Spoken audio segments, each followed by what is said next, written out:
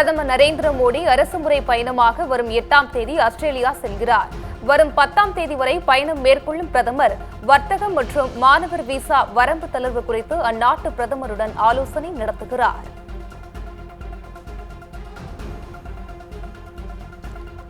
இந்திய பிரதமர் நரேந்திர மோடி அரசுமுறை சுற்றுப்பயணம் மேற்கொள்ள உள்ள நிலையில் அவரது பயணத்தை ஆஸ்திரேலிய பிரதமர் அந்தோனி அல்பானிஸ் வரவேற்றுள்ளார். வருடாந்திர தலைவர்கள் உச்சி மாநாட்டிற்காக வருகை தரும் நண்பர் பிரதமர் மோடியை வரவேற்பதில் பெருமை கொள்வதாகவும் அவர் குறிப்பிட்டுள்ளார்.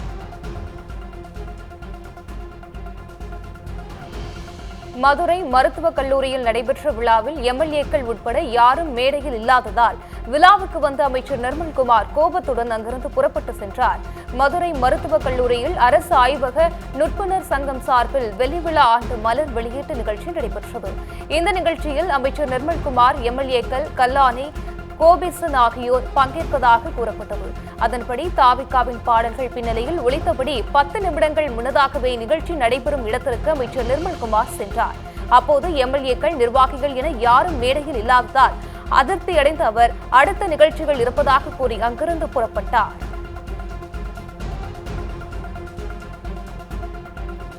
உதவி வேண்டுமானால் பொதுமக்கள் ஆளுநர் மாளிகையை அணுகலாம் என ஆளுநர் அர்லேக்கர் பேசியது குறித்து திமுக பொதுச் செயலாளர் துரைமுருகன் கருத்து தெரிவித்துள்ளார். தமிழக அரசியலை பொறுத்தவரை தொடக்கம் முதல் முடிவுரை எல்லாமே ஆளுநர் என்ற போக்கில் உள்ளதாக குறிப்பிட்டார்.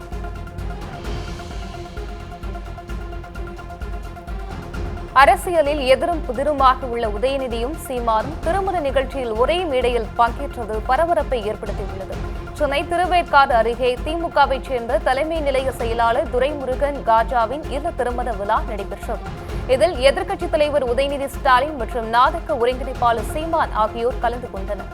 தொடர்ந்து அங்கு அமைக்கப்பட்டிருந்த விழா மேடைகள் இருவரும் அருகருகே அமர்ந்து பரஸ்பரமாக கைகுலுக்கி நலம் விசாரித்துக் கொண்டனர். பின்னர் சிரித்த முகத்துடன் இருவரும் பேசிக் கொண்டிருந்தது அனைவரின் கவனத்தையும் வெகுவாக ஈர்த்தது.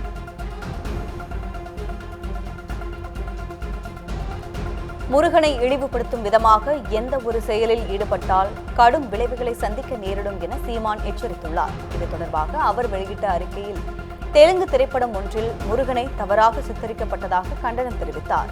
இதுபோன்ற செயல்கள் தொடர்ந்தால் கடுமையான எதிர் விளைவுகளை சந்திக்க நேரிடும் என எச்சரிக்கை விடுத்தார்.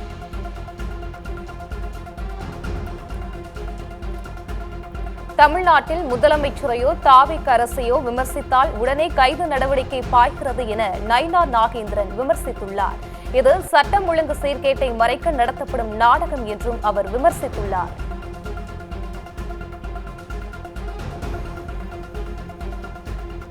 கர்நாடகாவில் அணை கட்ட ஆய்வு நடத்தப்பட்டு வருவதாகவும், ஆனால் தமிழகத்தில் குதிரை பேரம் நடைபெறுவதாக அன்புமணி குற்றம் சாட்டியுள்ளார். மேகதாதுவில் அணை கட்டும் கர்நாடக அரசை கண்டித்தும் அந்த முயற்சியை கைவிட வலியுறுத்தியும் அன்புமணி நடைப்பயணம் மேற்கொண்டுள்ளார். இந்த நிலையில் மயிலாடுதுறையில் செய்தியாளர்களிடம் பேசிய அவர், தமிழகத்தில் ரீல்ஸ் போட்டு ஆட்சி மாற்றத்தை ஏற்படுத்திய இளைஞர்கள் மேகதாது அணைக்கு எதிராகவும் ரீல்ஸ் போட வேண்டும் என்றும் கோரிக்கை விடுத்தார்.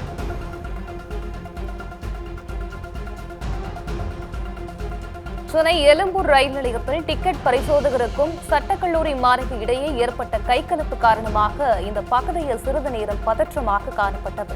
பயணச்சீட்டு கேட்ட டிக்கெட் பரிசோதகரை தாக்கியதாக கூறப்படும் நிலையில் இருவர் மீதும் ரயில்வே போலீசார் வழக்கு பதிவு செய்துள்ளனர். இது தொடர்பான வீடியோ சமூக வலைதளங்களில் வைரலானது.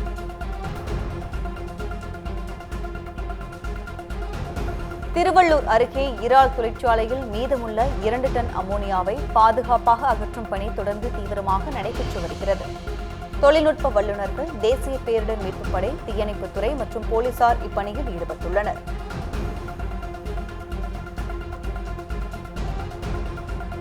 குற்றாலம் அருவிகளில் வெள்ளப்பெருக்கு குறைந்ததால் சுற்றுலா பயணிகள் குளிக்க அனுமதிக்கப்பட்டனர். மேற்கு தொடர்ச்சி மலைப்பகுதியில் கனமழை பெய்து அருவிகளில் வெள்ளப்பெருக்கு ஏற்பட்டதால் சுற்றுலா பயணிகள் குளிக்க தடை விதிக்கப்பட்டிருந்தது. இந்நிலையில் நீர்வரத்து குறைந்ததால் ஐந்தருவி, பழைய குற்றால அருவி, சிற்றருவி உள்ளிட்ட அருவிகளில் குளிக்க தடை நீட்டிக்கப்பட்டது.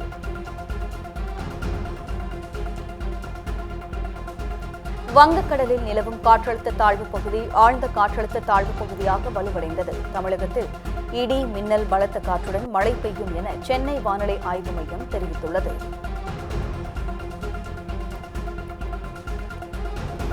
தமிழகத்தில் நடைபெற்ற தகுதி தேர்வில் 1,67,743 பேர் எழுதினர். இதற்காக 213 மையங்கள் அமைக்கப்பட்டிருந்தன.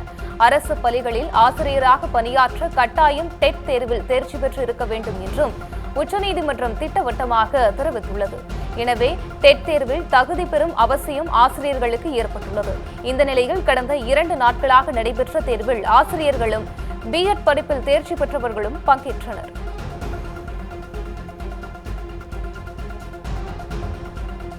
ஈரோடு மாவட்டம் பவானிசாகர் அணைக்கான நீர்வரத்து அதிகரித்துள்ளது. நீர்பிடிப்பு பகுதிகளில் தென்மேற்கு பருவமழை பெய்து வருவதால் பவானிசாகர் அணைக்கு வந்து சேரும் பவானி ஆறு மற்றும் மாயாற்றில் நீர்வரத்து அதிகரித்துள்ளது. இதனால் மக்கள் மகிழ்ச்சி அடைந்தனர்.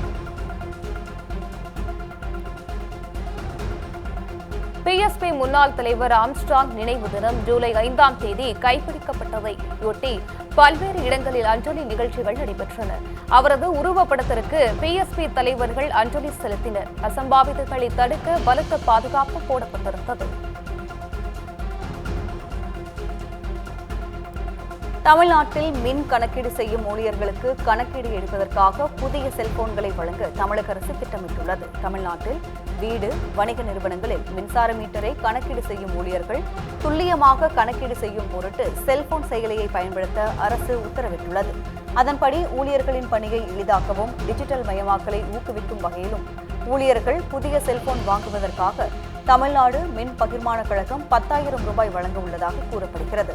மேலும் இந்த திட்டத்தின் கீழ் ஊழியர்களுக்கு தங்கு தடையற்ற இணைய சேவை மற்றும் அழைப்பு வசதிக்காக போஸ்ட்பெய்ட் சிம் கார்டுகளும் வழங்கப்பட உள்ளதாக தெரிகிறது.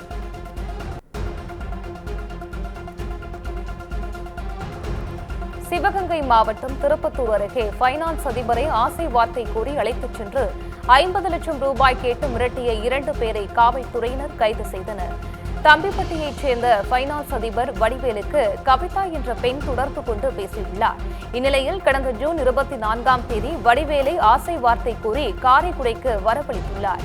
அப்போது அங்கு மறைந்திருந்த கும்பல் வடிவேலுவை தாக்கி 50 லட்சம் ரூபாய் கேட்டு மிரட்டி அவரிடமிருந்த இருசக்கர வாகனத்தையும் செல்போனையும் பறித்துச் சென்றுள்ளது. இச்சம்பவம் குறித்து வடிவேல் அளித்த புகாரின் பேரில் கவிதா மற்றும் தமிழ்ச்செல்வன் ஆகிய இருவரை காவல்துறையினர் கைது செய்து தலைமறைவாக உள்ள 3 நபர்களை தேடி வருகின்றனர்.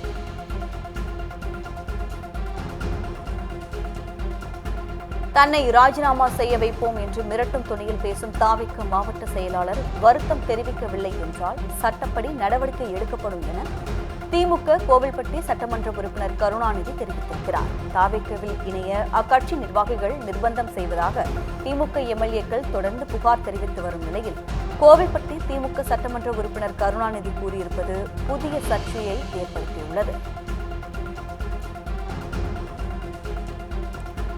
தாவேக்கரசை கவிழ்க்க பேரம் பேசி சதி செய்த சீனிவாசனுக்கும் தங்களுக்கும் எந்த தொடர்பும் இல்லை என மூலக்கரை என் வெங்கடேஷ் பண்ணையார் நற்பணி இயக்கம் அறிவித்துள்ளது. தூத்துக்குடியில் செய்தியாளர்களை சந்தித்த அம்மன்றத்தின் மாநில செயலாளர் ஓடை செல்வம், நாடார் பேரவை மாநில தலைவர் சீனிவாசன் தாவேக்கரசை வீழ்த்த பேரம் பேசியது தங்களுக்கு தெரியாது என கூறினார்.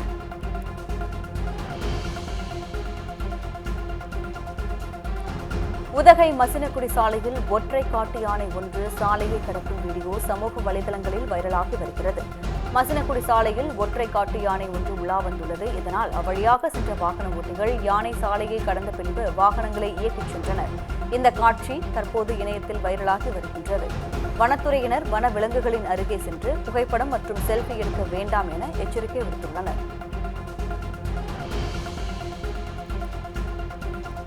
விருதுநகர் மாவட்டம் வத்திராயிருப்பு அருகே கோவிலாறு வனப்பகுதியில் பெண் யானை ஒன்று உயிரிழந்து கிடந்தது. தகவல் அறிந்து சம்பவ இடத்திற்கு சென்ற வனத்துறையினர் யானையை ஆய்வு செய்ததில் 50 வயது மதிக்கத்தக்க பெண் யானை என்றும் தண்ணீருக்காக வரும்பொழுது பாறையில் சிக்கி தவறி விழுந்து உயிரிழந்ததாகவும் வனத்துறையினர் தகவல் தெரிவித்துள்ளனர். மேலும் யானை உயிரிழப்பு குறித்து தீவிர விசாரணை மேற்கொண்டு வருகின்றனர். கும்பகோணத்தில் முகநூலில் வாகனம் விற்பதாக கூறி மோசடி செய்த 2 கைது செய்யப்பட்டனர். முகநூலில் RX100 இருசக்கர வாகனம் விற்பனை என்ற விளம்பரத்தை பார்த்த கும்பகோணத்தைச் சேர்ந்த அழகரசன் அதில் குறிப்பிடப்பட்டு இருந்த எண்ணை தொடர்பு கொண்டு பேசினார். தொடர்ந்து வாகனத்திற்கான 55,000 ரூபாயை ஆன்லைன் மூலம் அவர் அனுப்பிய நிலையில் மறுமுனையில் இருந்தவர்களின் செல்போன் சுவிட்ச் ஆஃப் செய்யப்பட்டது. தான் ஏமாற்றப்பட்டதை உணர்ந்த அழகரசன் சைபர் கிரைம் காவல் நிலையத்தில் புகார் அளித்தார். விருதுநகரில் பள்ளிக்கூடம் கோவிலுக்கு அருகே உள்ள அரசு மதுபான கடையை அகற்றக் கோரி பொதுமக்கள் உண்ணாவிரத போராட்டத்தில் ஈடுபட்டனர். வத்ரா இருப்பு அருகே உள்ள ராமச்சந்திராபுரத்தில் அரசு மதுபான கடை ஒன்று செயல்பட்டு வருகிறது. இந்த கடையின் அருகே பள்ளிக்கூடம், கோவில், பேருந்து நிலையம் இருப்பதால் மாணவர்கள் மற்றும் பொதுமக்கள் பாதிக்கப்படுவதாக குற்றச்சாட்டு எழுந்துள்ளது.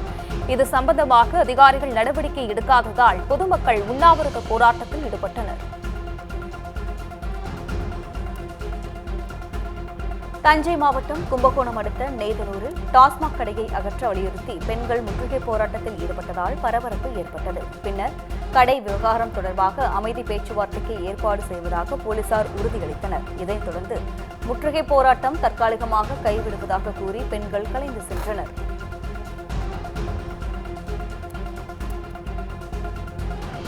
நீலகிரி மாவட்டம் குன்னூரில் உள்ள தனியார் பேக்கரியில் வாடிக்கையாளர் ஒருவர் வாங்கிய பப்ஸில் பூச்சி இருந்ததாக கூறப்படும் வீடியோ சமூக வலைதளங்களில் வெளியாகி பெரும் பரபரப்பை ஏற்படுத்தியுள்ளது. இதனைத் தொடர்ந்து உணவு பாதுகாப்புத்துறை அதிகாரி குமரகுருபரன் தலைமையிலான குழுவினர் சம்பந்தப்பட்ட கடைகள் அதிரடி சோதனை மேற்கொண்டனர். அப்போது அந்த உணவகத்தில் பல்வேறு உணவு பாதுகாப்பு விதிமுறைகள் மற்றும் சுகாதார நெறிமுறைகள் சரிவர கடைபிடிக்காதது கண்டறியப்பட்டது. இதன் காரணமாக அந்த கடைக்கு 6000 ரூபாய் அபராதம் விதிக்கப்பட்டது.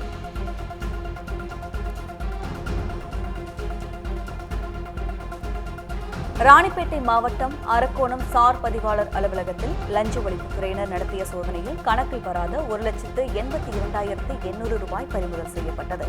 லஞ்ச ஒழிப்புத்துறை துணை கண்காணிப்பாளர் கணேசன் தலைமையில் 8 பேர் கொண்ட குழுவினர் அதிரடி சோதனையில் ஈடுபட்டனர். அப்போது அலுவலகத்தில் பதிவு பணிகள் நடைபெற்றுக் கொண்டிருந்ததால் பொதுமக்கள் மற்றும் ஆவண எழுத்தர்களிடையே பரபரப்பு நிலவியது. சோதனையின் முடிவில் கணக்கில் வராத 1,82,800 ரூபாய் அதிரடியாக பறிமுதல் செய்யப்பட்டது. வேலூர் கோட்டையில் அரசு அருங்காட்சியகம் விரிவாக்கத்தை அமைச்சர் விஜய் பாலாஜி திறந்து வைத்தார். 2.50 கோடி ரூபாய் மதிப்பீட்டில் இந்த அருங்காட்சியகம் விரிவாக்கம் செய்யப்பட்ட நிலையில் கைத்தறி மற்றும் துணிநூல் துறை அமைச்சர் விஜய் பாலாஜி திறந்து வைத்தார். இதில் மாவட்ட ஆட்சியர் லீலா அலெக்ஸ், சட்டமன்ற உறுப்பினர்கள் கலந்து கொண்டனர்.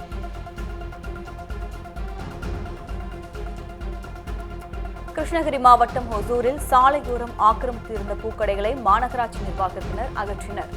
பேருந்து நிலையம் அருகே தேசிய நெடுஞ்சாலையின் மேம்பாலத்தின் கீழ் சாலை இருபுறமும் ஆக்கிரமித்து ஏராளமான பூக்கடைகள் அமைக்கப்பட்டுள்ளன.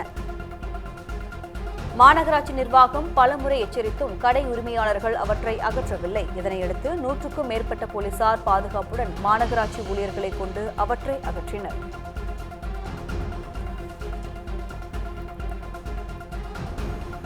மயிலாடுதுறை அருகே தேநீர் கடை ஒன்றில் வடை சாப்பிடுவதில் ஏற்பட்ட தகராறில் காவல்துறை உதவி ஆய்வாளர் கடைக்காரரை மிரட்டும் வீடியோ சமூக வலைதளங்களில் வைரலாகி வருகிறது.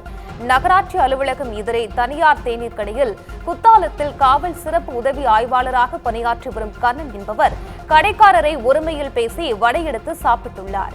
இதில் இருவருக்கும் தகராறு ஏற்பட்டது. அருகில் இருந்தவர்கள் அவர்களை சமாதானப்படுத்தி அனுப்பி வைத்தனர். இந்த சம்பவத்தின் சிசிடிவி காட்சிகள் வெளியாகி இணையத்தில் வைரலாகி வருகிறது.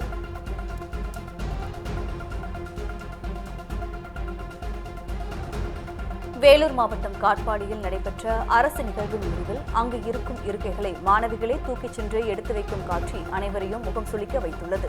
காட்பாடி அரசு பெண்கள் மேல்நிலைப் பள்ளி வளாகத்தில் பள்ளிக்கல்வித்துறை சார்பில் திட்டப்பணிகள் திறப்பு விழா நடைபெற்றது.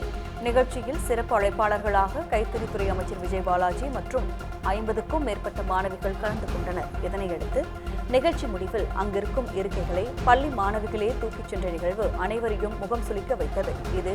இது குறித்து துறை சார்ந்த அதிகாரிகள் விசாரணை நடத்தி உரிய நடவடிக்கை எடுக்க வேண்டும் என சமூக ஆர்வலர்கள் வலியுறுத்தியுள்ளனர்.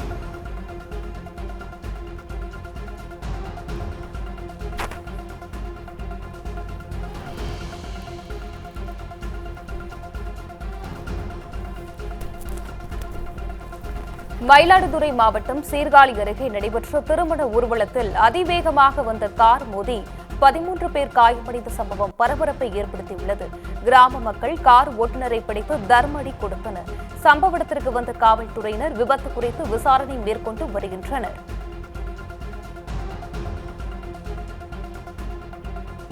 தஞ்சை மாவட்டம் கும்பகோணத்தில் போதைப் பொருட்களை ஒழிக்க வேண்டும், உடல் நலனை பாதுகாக்க வேண்டும் என்ற முழக்கங்களோடு மினி மாரத்தான் நடைபெற்றது. 5 கிலோமீட்டர் தொலைவிற்கு நடைபெற்ற இந்த மாரத்தானை வேளாண் துறை அமைச்சர் வினோத் கொடியசைத்து தொடங்கி வைத்ததுடன் அவரும் கலந்து கொண்டு ஓடினார். இதில் 500க்கும் மேற்பட்ட பள்ளி மாணவ மாணவிகள் மற்றும் மாற்றுத்திறனாளிகள் கலந்து கொண்டனர்.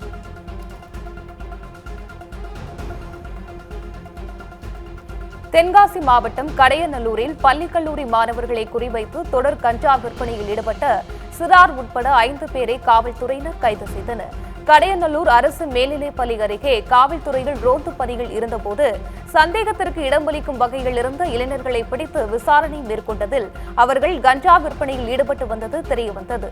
இதனையடுத்து கடையநல்லூரைச் சேர்ந்த முகமது பைசல், அப்துல் ஹக்கீம் மற்றும் 17 வயது சிறார் உட்பட 5 பேரை போலீசார் கைது செய்து நடவடிக்கை மேற்கொண்டனர்.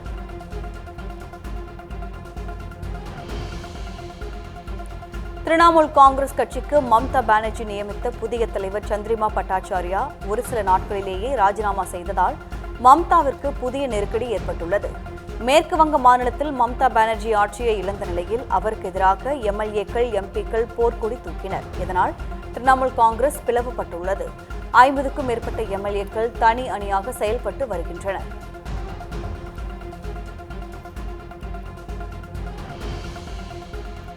மகாராஷ்டிரா மாநிலத்தில் பருவமழை தீவிரமடைந்து தொடர்ந்து கனமழை பெய்து வருகிறது. இதனால் 2 இடங்களில் நிலச்சரிவு ஏற்பட்டுள்ளது. போக்குவரத்து பாதிக்கப்பட்டுள்ளது. கனமழை தொடரும் என்பதால் பொதுமக்கள் எச்சரிக்கையாக இருக்குமாறு அரசு அறிவுறுத்தியுள்ளது.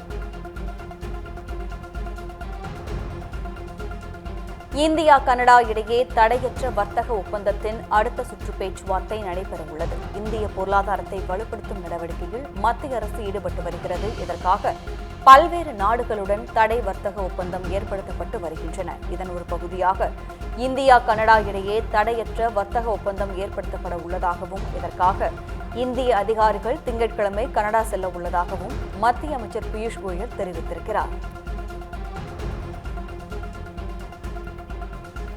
அமெரிக்காவால் வெல்ல முடியாத சவால் எதுவும் இல்லை என்று அந்நாட்டு அதிபர் ட்ரம்ப் தெரிவித்துள்ளார். அமெரிக்காவின் 250ஆம் ஆண்டு சுதந்திர விழாவை ஒட்டி நடைபெற்ற பேரணியில் அவர் பேசியபோது அமெரிக்கா முன் எப்போதும் இல்லாத சவால்களை எதிர்கொண்டு வருவதாக குறிப்பிட்டார். இனி தேர்தல் மோசடி இருக்காது என்றும் கம்யூனிசம் ஒருபோதும் வெற்றி பெறாது என்றும் ட்ரம்ப் கூறியுள்ளார். ஈரானின் மறைந்த உச்ச தலைவர் அலி கமேனியின் 6 நாள் இறுதிச் சடங்கு அந்நாட்டின் தலைநகர் தெஹ்ரானில் தொடங்கியது. ஈரான், அமெரிக்கா இடையே நடந்த போரில் கடந்த பிப்ரவரி மாதம் ஈரானின் உச்ச தலைவர் அயத்துல்லா அலி கமேனி கொல்லப்பட்டார். அவர் இறந்து சுமார் 131 நாட்களுக்கு பிறகு தற்போது அவரது இறுதிச் சடங்கு அந்நாட்டில் தொடங்கியுள்ளது. இந்த இறுதிச் சடங்கு நிகழ்வில் லட்சக்கணக்கான மக்கள் அவருக்கு அஞ்சலி செலுத்தும் வகையில் அந்நாட்டு அரசு ஏற்பாடு செய்துள்ளது.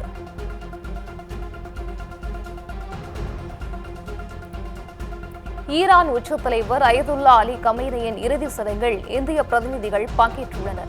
அயதுல்லா கமேனியின் இறுதிச் சடங்கு தொடங்கி நடைபெற்று வருகிறது. இதில் பங்கேற்க 100 நாடுகளின் தலைவர்களுக்கு அழைப்பு விடுக்கப்பட்டுள்ளது. இந்தியா சார்பில் மத்திய இணையமைச்சர் பவித்ரா மார்கரிட்டா மற்றும் பீகார் ஆளுநர் சையத் அட்டா அஸ்லைன் ஆகியோர் ஈரான் சென்றுள்ளனர். இதையடுத்து அவர்கள் அயதுல்லா அலி கமேனியில் இறுதிச் சடங்கில் பங்கேற்று அஞ்சலி செலுத்த உள்ளனர்.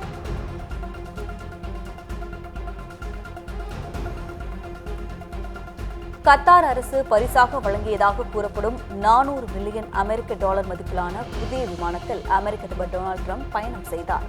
இந்த விமானம் தற்போது தற்காலிக ஏர்ஃபோர்ஸ் ஒன்னாக பயன்படுத்தப்படுவதால் உலக அரசியல் மற்றும் பாதுகாப்பு வட்டாரங்களில் பெரும் கவனத்தை ஈர்த்துள்ளது. இந்த விமானம் வெறும் சொகுசு வசதிகளுக்காக மட்டுமல்லாமல் அதைச் சுற்றியுள்ள அரசியல் மற்றும் பாதுகாப்பு உள்ளிட்டவற்றாலும் சர்வதேச அளவில் பேசும் பொருளாகியுள்ளது.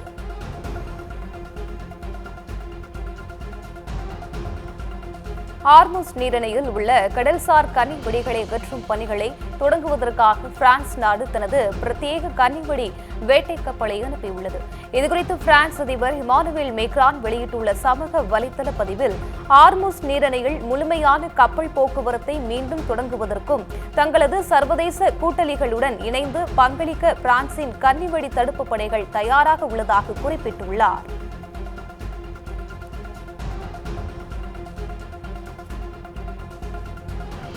வெனிசுலாவில் அடுத்தடுத்து ஏற்பட்ட இரு நிலநடுக்கங்களால் உயிரிழந்தோரின் எண்ணிக்கை தொடர்ந்து வருகிறது. வெனிசுலாவில் கடந்த ஜூன் 24ஆம் தேதி அடுத்தடுத்து 2 பயங்கர நிலநடுக்கங்கள் ஏற்பட்டன. இந்த இரு நிலநடுக்கங்களால் பல கட்டிடங்கள் இடிந்து தரைமட்டமாகின. இந்த நிலையில் 15,000த்திற்கும் மேற்பட்டோர் வீடுகளை இழந்துள்ளதாக அந்நாட்டு அரசு தெரிவித்துள்ளது. சேலம் மாவட்டம் மேட்டூர் அருகே மேச்சேரியில் கஞ்சா வைத்திருந்த 2வரை காவல்துறையினர் கைது செய்து சிறையில் அடைத்தனர். சீராமணியூர் பகுதியில் காவல்துறையினர் வாகன சோதனையில் ஈடுபட்டனர். அப்போது இருசக்கர வாகனம் ஓட்டி வந்த நபரை பிடித்து சோதனை நடத்தியதில் கஞ்சா இருப்பது தெரியவந்தது. இதனையடுத்து அமரத்தானூர் பகுதியைச் சேர்ந்த சிவா மற்றும் கார்த்திகை காவல்துறையினர் கைது செய்து சிறையில் அடைத்தனர். மேலும் அவர்களிடமிருந்த 3 கிலோ கஞ்சா, சுமார் 6,05,000 ரூபாய் ரொக்கப்பணம் ஆகியவற்றை பறிமுதல் செய்தனர். திருவண்ணாமலை அண்ணாமலையார் கோவிலில் பக்தர்கள் கூட்டம் அலைமோதியது. தமிழ்நாடு மட்டுமன்றி ஆந்திரா, கர்நாடகா, கேரளா உள்ளிட்ட பல்வேறு மாநிலங்களில் இருந்தும் தினந்தோறும் பக்தர்கள் அண்ணாமலையார் கோவிலுக்கு வருகை புரிகின்றனர். இந்நிலையில் பல்லாயிரக்கணக்கான பக்தர்கள் திருவண்ணாமலையில் குவிந்தனர். இதனால் 4 மணி நேரம் நீண்ட வரிசையில் காத்திருந்து சுவாமி தரிசனம் செய்ய வேண்டிய நிலை ஏற்பட்டுள்ளது. ஏராளமானோர் 14 கிலோமீட்டர் சுற்றளவு கொண்ட கிரிவலம் மேற்கொண்டும் வழிபட்டனர்.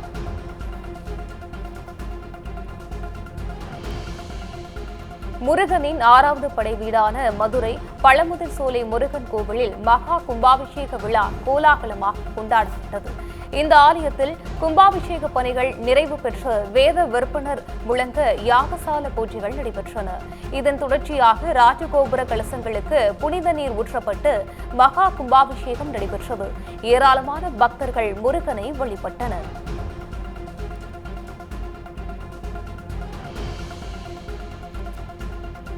கர்நாடகாவில் ஹெட்லைட் எரியாததால் செல்போன் டார்ச் வெளிச்சத்தில் நள்ளிரவில் பேருந்தை ஓட்டுநர் இயக்கிய சம்பவம் பரபரப்பை ஏற்படுத்தியது.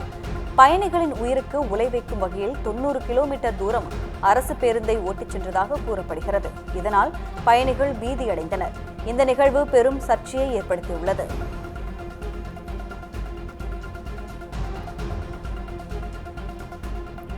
தமிழ்நாடு காங்கிரஸ் கட்சியின் செயற்குழு திங்கட்கிழமை சென்னையில் கூடுகிறது. கட்சியின் வளர்ச்சிப் பணிகள் குறித்து நிர்வாகிகளுடன் மாணிக்கம் தாக்கூர் ஆலோசனை நடத்த உள்ளதாக கூறப்படுகிறது. தமிழக காங்கிரஸ் கமிட்டியின் புதிய தலைவராக மாணிக்கம் தாக்கூர் பொறுப்பேற்றுள்ள நிலையில் முதல் முறையாக செயற்குழு நடைபெறுவது முக்கியத்துவம் பெற்றுள்ளது.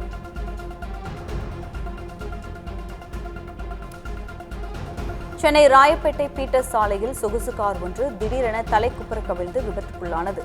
இதனால் அந்த பகுதியில் பரபரப்பு சூழல் ஏற்பட்டதுடன் போக்குவரத்து பாதிக்கப்பட்டது. யூ டர்ன் எடுக்க முயன்றபோது கவிழ்ந்த காரை பொதுமக்கள் உதவியுடன் போலீசார் மீட்டனர்.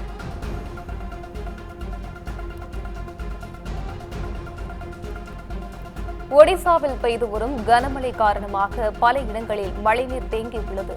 சாலைகளில் தண்ணீர் பெருக்கெடுத்து ஓடுகிறது. அங்குள்ள சத்தீஸ்கரில் ஷிவ்நாத் ஆற்றில் வெள்ளம் கரை புரண்டு ஓடுகிறது.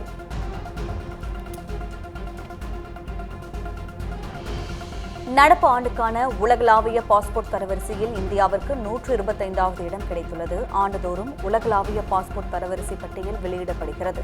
சர்வதேச பயணங்களுக்கான எளிமை, பிற நாடுகளில் வசிப்பதற்கும் பணிபுரிவதற்கும் மற்றும் முதலீடு செய்வதற்கும் நாடுகளின் பாஸ்போர்ட் வழங்கும் நன்மைகள் அடிப்படையில் தரவரிசைப்படுத்துகிறது. இந்நிலையில் 2026ஆம் ஆண்டுக்கான உலகளாவிய பாஸ்போர்ட் குறியீடு வெளியிடப்பட்டுள்ளது. இதில் 197 நாடுகளில் இந்தியா 125வது இடத்தை பிடித்துள்ளது.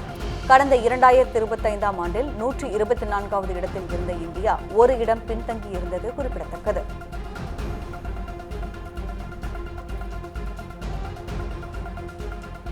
மகாராஷ்டிரா மாநிலத்தில் கனமழை வெளுத்து வாங்குகிறது. இதனால் பல இடங்களில் மழைநீர் தேங்கி வெள்ளப்பெருக்கு ஏற்பட்டுள்ளது. மும்பையில் உள்ள வரலாற்று சிறப்புமிக்க கேட்வே ஆஃப் இந்தியா பகுதியில் கடல் சீற்றம் காணப்பட்டது. தடையை மீறி குவிந்த பொதுமக்கள், சுற்றுலா பயணிகள் ஆபத்தை உணராமல் செல்ஃபி எடுத்து மகிழ்ந்தனர்.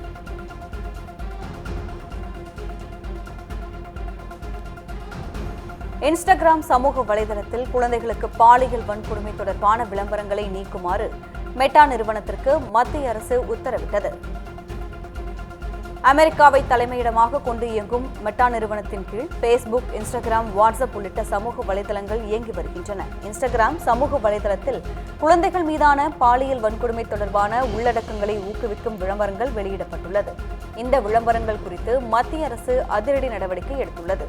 அனைத்து விளம்பரங்களையும் உடனடியாக நீக்குமாறு மத்திய அரசு உத்தரவிட்டுள்ளது.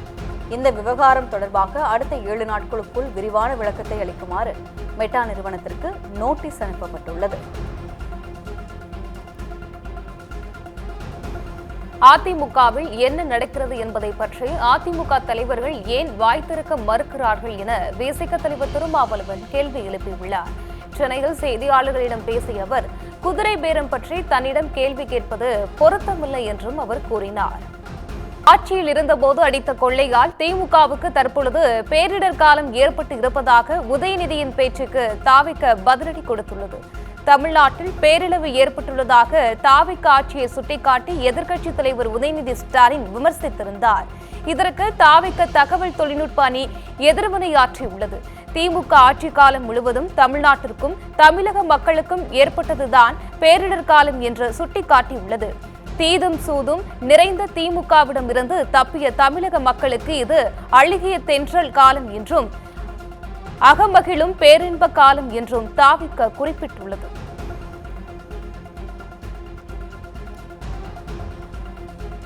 பதவிக்காகவே தாவிக பக்கம் செல்கிறார்கள் என்று KP முனுசாமி தெரிவித்துள்ளார். கிருஷ்ணகிரியில் செய்தியாளர்களிடம் பேசிய அவர், தாவிக நடத்தும் குதிரை பேரம் தொடர்பாக ஆளுநரிடம் புகார் அளித்துள்ளதாக குறிப்பிட்டார். கட்சி மாறி செல்வதில் ஆதவ் அர்ஜுனாவுக்கும் சி விஜயபாஸ்கருக்கும் வித்தியாசம் இல்லை என்றும் KP முனுசாமி விமர்சித்தார்.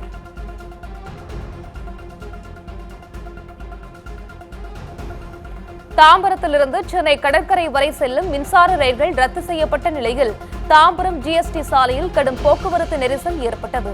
மேம்பாலம் பகுதியில் போக்குவரத்து காவல்துறையினர் இல்லாத நிலையில் வாகனங்கள் நகர முடியாமல் சிக்கி தவித்து வருகின்றன. அந்த வழியாக வந்த பேருந்து நடத்துனர் போக்குவரத்தை சீர் செய்யும் பணியில் ஈடுபட்டனர். தாம்பரம் மேம்பாலத்தில் நீண்ட நேரமாக கடும் போக்குவரத்து நெரிசல் காரணமாக வாகன ஓட்டிகள் கடும் அவதிக்குள்ளாகி வருகின்றனர். நீர்பிடிப்பு பகுதிகளில் பெய்த கனமழை காரணமாக பவானிசாகர் அணைக்கு நீர்வரத்து 5800 கன அடியாக அதிகரித்துள்ளது. ஈரோடு மாவட்டத்தின் முக்கிய நீர் ஆதாரமாக விளங்கும் பவானிசாகர் அணை மூலம் ஈரோடு, திருப்பூர், கரூர் மாவட்டங்களில் உள்ள 2.5 லட்சம் ஏக்கர் விவசாய நிலங்கள் பாசன வசதி பெறுகின்றன. இந்நிலையில் தென்மேற்கு பருவமழை தொடங்கியதை அடுத்து கேரளா மற்றும் நீலகிரி மலைப்பகுதிகளில் பரவலாக கனமழை பெய்து வருகிறது. இதனால் 212 கன அடியாக இருந்த அணையின் நீர்வரத்து 5832 கன அடியாக அதிகரித்துள்ளது. இதனால் பாசன பகுதி விவசாயிகளும் பொதுமக்களும் மகிழ்ச்சி அடைந்துள்ளனர். கள்ளக்குறிச்சி மாவட்டம் திருக்கோவிலூரில் உலகளந்த பெருமாள் என அழைக்கப்படும் திரு விக்ரம சுவாமி கோவில் கும்பாபிஷேக விழா வெகு விமர்சையாக நடைபெற்றது. திருக்கோவிலூரில் உள்ள 2000 ஆண்டுகள் பழமையான உலகளந்த பெருமாள் என அழைக்கப்படும் திரு விக்ரம சுவாமி கோவிலில் கும்பாபிஷேக விழாவை ஒட்டி கடந்த 10 நாட்களாக 10 கால பூஜை நடைபெற்றது. இந்நிலையில் நிகழ்ச்சியில் தென்பெண்ணை ஆற்றிலிருந்து கொண்டுவரப்பட்ட புனித நீர் கோபுர கலசத்தின் மீது ஊற்றப்பட்டு வெகு விமர்சையாக நடைபெற்றது. சுமார் 13 ஆண்டுகளுக்கு பின்னர் நடைபெற்ற கும்பாபிஷேக நிகழ்ச்சியில் பல்லாயிரக்கணக்கான பக்தர்கள் கலந்து கொண்டு சுவாமி தரிசனம் செய்தனர். மேலும் இந்த கும்பாபிஷேக விழாவால் திருக்கோவிலூர் நகர் முழுவதும் கடும் போக்குவரத்து நெரிசல் ஏற்பட்டதால் பக்தர்களும் வாகன ஓட்டிகளும் கடும் சிரமத்திற்கு ஆளாகினர்.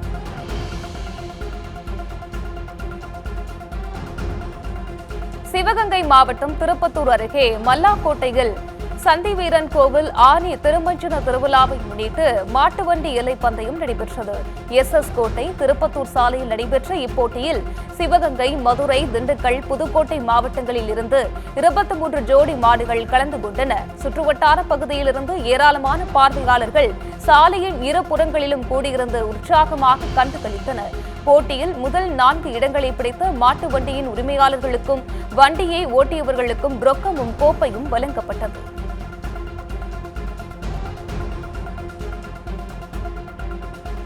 தாவிக்க உறுதியளித்தபடி 2500 ரூபாய் மகளிர் உரிமை தொகை உறுதியாக வழங்கப்படும் என்று அமைச்சர் ஜெகதீஸ்வரி தெரிவித்துள்ளார். விருதுநகர் மாவட்டம் ராஜபாளையத்தில் செய்தியாளர்களிடம் பேசிய அவர், முந்தைய திமுக ஆட்சியில் பெறப்பட்ட வீண்பங்களில் குழப்பங்கள் உள்ளதாகவும் அதை சதி செய்யும் பணிகள் நடைபெற்று வருவதாகவும் தெரிவித்தார். அனைத்து வாக்குறுதிகளும் நிறைவேற்றப்படும் என்றும் மக்கள் அதுவரை அமைதி காக்க வேண்டும் என்றும் அமைச்சர் ஜெகதீஸ்வரி தெரிவித்தார்.